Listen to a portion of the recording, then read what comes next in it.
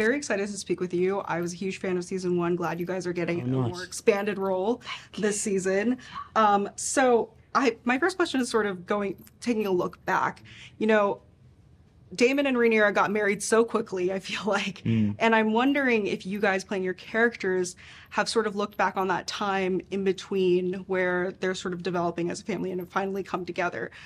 Is there any like resentment, I guess, that your characters hold for, you know, Baela for Rhaenyra and Jace for Daemon, and sort of like you're kind of replacing the parent that they lost? Interestingly, I think it's weirdly the opposite. I like to think that Laena and Rhaenyra had such a close friendship. And, you know, obviously we are in, like, the world of Westeros, so marrying within the family isn't uncommon. And I think that from Baela's perspective, if not Rhaenyra, it would have been somebody else. And so why not somebody that her mum loved dearly and thought really highly of, and somebody who is so caring towards her and her family. So I don't think there's any resentment there from Baela's point of view.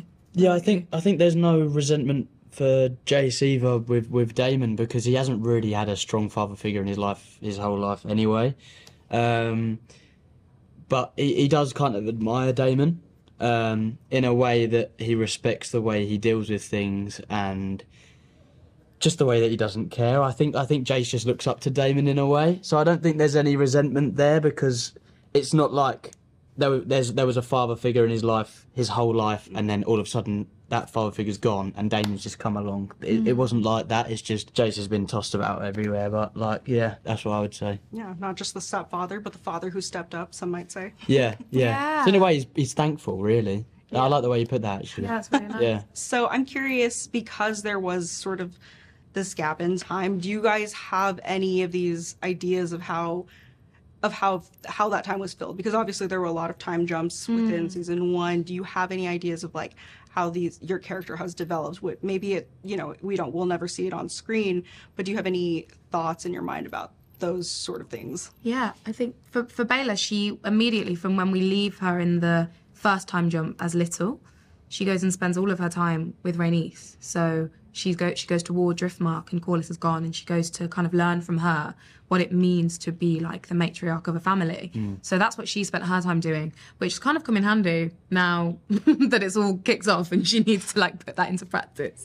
So that's what she did. Well, obviously we've got the physical change of Jace with his new hair, but emotionally, I think obviously he's going to be more determined. He's going to want revenge. He is angry. I think his all sense of thinking straight has just gone, but not on like a proper mental side. I think that he's still got his wits about him, but he's just, I don't know what, I can't find the word, but he just is not, he is just not thinking straight, but he still has a front of being, I'm royal, I'm professional, I still do things the right way, but I'm really fuming. We get to see him go to the Wall, which is such a big thing for anybody who's like a Game of Thrones fan. That's like an iconic location. Can you talk about filming that, and also about working with Tom Taylor, who plays Cragen Stark, and that sort of forming that bond between the two characters? Yeah, well, that was obviously really exciting, because I remember even being at the script read and asking Ryan, like, have we cast Cragen yet? He's like, no. I'm like, let me know as soon as you do. And then he finally came into my trailer one day and was like, we've cast Cragen. I'm like, oh, great. Who is it?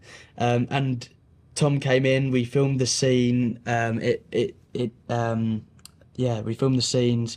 It was great, but we were so busy with other stuff and sort of focusing on the scene, we didn't really get a chance to bond. And then we were going to come back to another scene, and that was in like 2-3 weeks, and I think I had some time off, so I went on holiday, and Tom was like, "What are you doing next week?" I was like, "I'm going on holiday," and then I was like, "You can come if you want," and Tom was like, "Yeah, maybe I will." And then on the Sunday, and I was in Spain, he was like, "Oh, I'm going to get flights out. Are you still right for me to come?" I was like, "Yeah, go."